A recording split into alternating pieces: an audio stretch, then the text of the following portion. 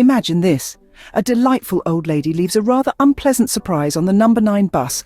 Oh, the horror! Picture the faces of the unsuspecting commuters as they encounter this unanticipated gift. The bus jolts, the air turns sour, and chaos ensues. Amidst the confusion, one brave soul steps forward, a plastic bag at the ready. Now that's some public transport drama for you. But hold on to your seats, folks. Guess what? You won't believe what's coming next. Now, let's switch gears and introduce you to some colourful characters. We have the Candy Floss family, an eccentric bunch with a sweet tooth for adventure. At the helm we have Miss Belle Pum, a quirky lady with a penchant for paper cups. She's as unpredictable as she is charming. Then there's her sister Hauve, a lovely round candy floss figure of a woman. Hauve is the mother of 3 delightful children, each as unique as the last. Let's start with Pole, the eldest. He's a male polar bear, yes, a polar bear. With a heart as big as his size, Pole is the strong, silent type. Next, we have Nuddles, the youngest of the lot. This female golden bear is as bright and bubbly as they come. Despite being the smallest, she's full of life and always ready to play. And then we have Zoe, the middle child. Zoe is quite literally made of candy floss. She's round, flossy, and has short yellow hair in pigtails. She's as sweet as the candy she's made of and just as delightful. Their lives revolve around each other, spinning in a whirl of candy floss and laughter, with Miss Belle Pum's paper cup often taking centre stage in their adventures. But you might be wondering, what's with the paper cup? Well, that's a story for another time. Stay tuned, we're about to dive into the significance of a paper cup to Miss Belle Pum. So, Miss Belle Pum has a peculiar fascination with paper cups. Let's unravel this mystery.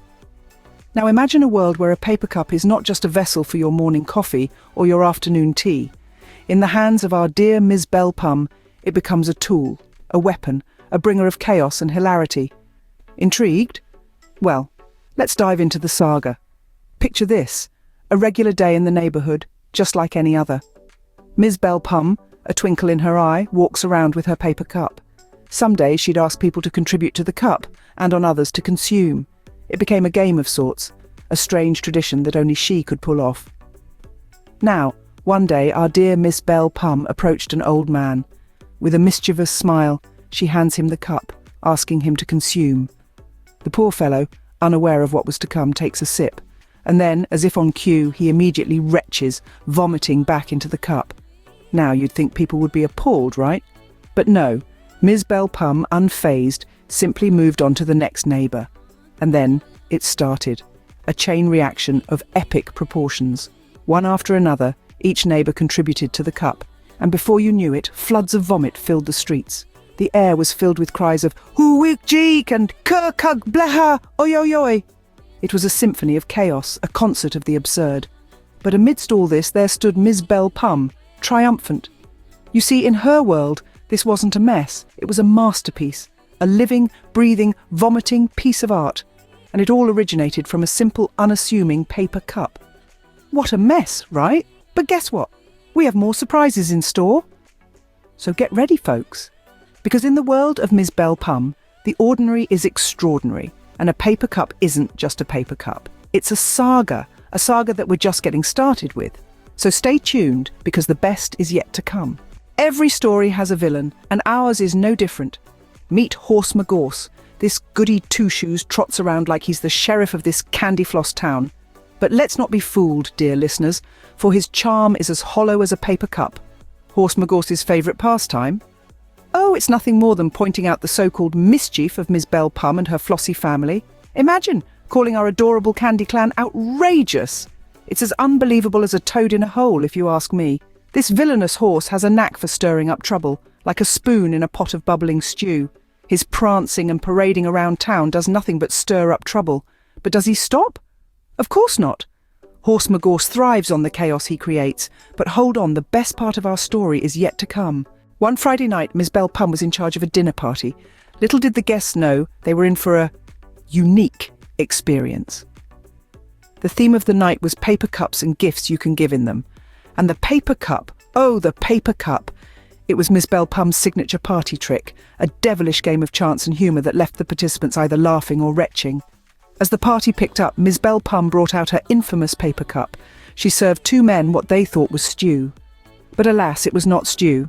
but the contents of the cup that had been contributed to by the whole neighbourhood. The men tasted the concoction, and their faces turned a sickly green.